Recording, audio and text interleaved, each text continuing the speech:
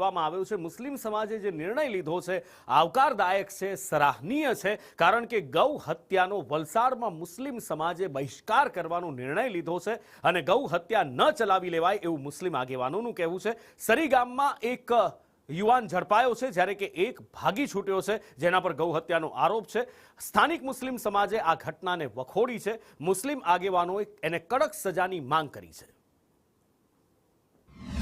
જે ગઈકાલે ઘટના થઈ એ બાબતે આકરામાં આકરા પગલાં લેવામાં આવે, સખ્ત પગલામાં લેવામાં આવે અને દોષિતો સામે માત્ર 10 વર્ષની સજાની વાત નહીં પણ દોષિતોને ફાંસીની સજા કરવામાં આવે એ દિશાની અંદર ચર્ચા કરવામાં આવી અને ધારાસભ્ય શ્રી સમક્ષ અમે એ માંગણી કરી છે કે વિધાનસભામાં કાયદો લાવો અને ગૌ હત્યા કરનારા લોકોને फांसी सजा थवी જોઈએ।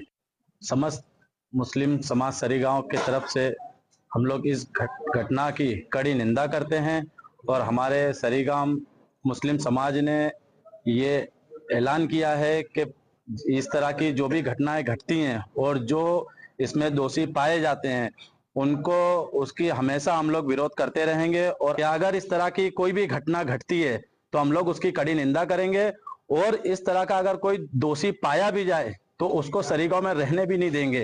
इस चीज की हम लोगों ने सब लोगों ने मिलके इस चीज का फैसला लिया है। स्पष्ट विचारों છે કે ગૌ હત્યારાઓને છોડશો નહીં, ગમે તે ખૂણે ગમે તે ગામમાં જઈને છુપાય, પકડીને લાવીને સીધા બી કરશો અને સજા બી અપાવીશો। આ વર્ષે ઐતિહાસિક ચુકાદાઓ આવ્યા છે, દેશના ઇતિહાસમાં ક્યારેય ના આવ્યા હોય એવા ચુકાદાઓ બી આ વર્ષે લાવવામાં ભારતીય જનતા પાર્ટીની આ સરકારને સફળતા પ્રાપ્ત થઈ છે। आजीवन कैदनी सजा संभळाववामां आवी। आ गौ हत्याराओ आजीवन सुधी जेल में सड़शे, जेल में रहेवुं पड़शे। ए